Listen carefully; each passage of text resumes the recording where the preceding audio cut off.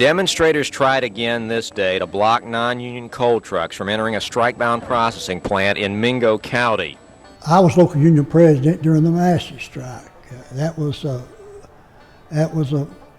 war on a local level. It was a war on the local level. It was a horrible time for a whole lot of people. They're still hard feelings some 40 years later. A lot of hard feelings in this area today over that strike, and I guess we'll take a lot of that to our graves with us. Massey's taking their jobs and giving them to another, and you can plainly see unmistakably that it's wrong. So be it.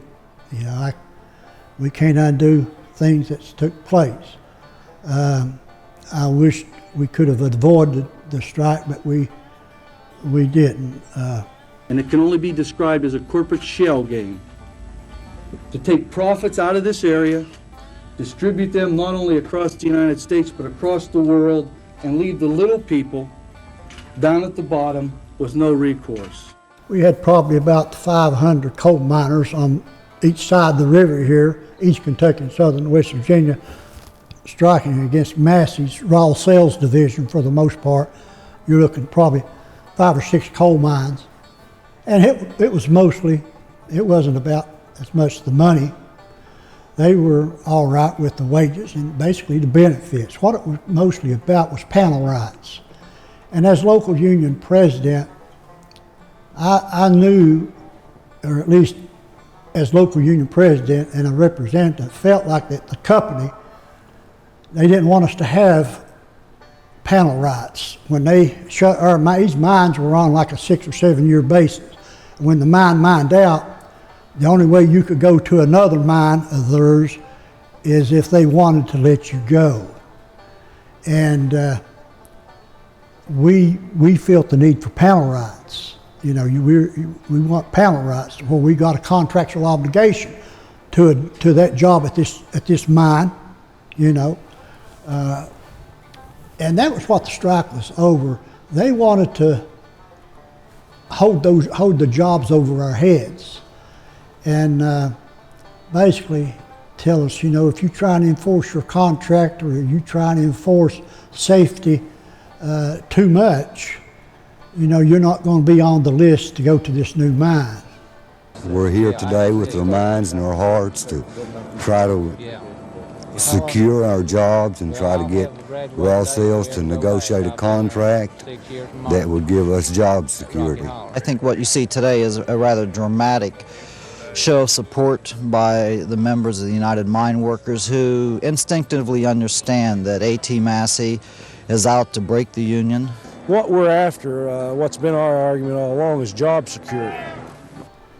And after a year or two of that kind of treatment and stuff, it became probably the biggest issue in the strike, was trying to secure panel rights within that raw sales division. The raw sales division, like I say, it was like a cluster of 7 or 8 mines. We had panel rights at our mine. We were seeking panel rights if in the event we got laid off. Instead of the company being able to hire somebody new, they would give that opportunity first to the laid off employee. That's what it was over. It should have been a strike that could have been avoided. We shall not be moved. We shall not be moved. We wasn't asking for anything unreasonable. Most union mines had that. We were just asking for something that mostly was given to the miners by companies like Chisholm, Eastern Coal, Island Creek, Consol, Peabody. But Massey wanted their employees to basically have to walk the line, so to speak, to get a job opportunity once their mine shuts down. And that opportunity would be provided only if you would take shortcuts or not talk back.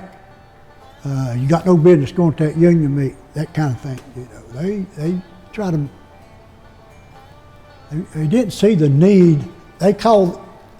We believe in a team player concept. We don't need a third party. They saw the union as a third party. You have to believe me. You can do a history check on Don Blankenship. Same words come out of his mouth. We need to be team players. We've tried to be good to our members, to the union, to the community, and everyone else. And now, despite the economy being in the situation it is, we're asked to pay more, we're asked to do more, and it's just impossible to continue to do so and be competitive. I tell him something.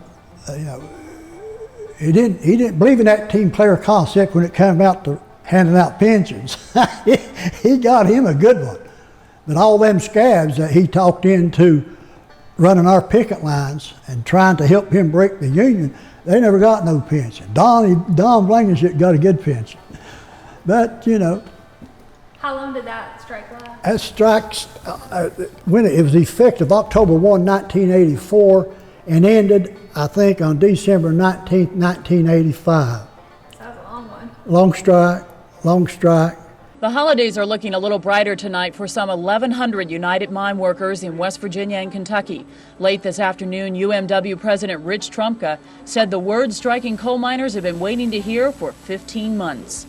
The UMWA selective strike against the AT Massey Coal Company is effectively over. And, it wasn't no winners or losers. I mean, it was a hell of a strike. We ended up with a contract. Wasn't a national agreement, but we ended up with a contract and good wages, good benefits, but we didn't get the panel rights that we were wanting, but we got some coal lands that was awarded to us under a contract. For 15 months, those UMWA members have suffered severe economic and psychological hardship because of Massey's arrogant assertion that it had no obligation to bargain with them.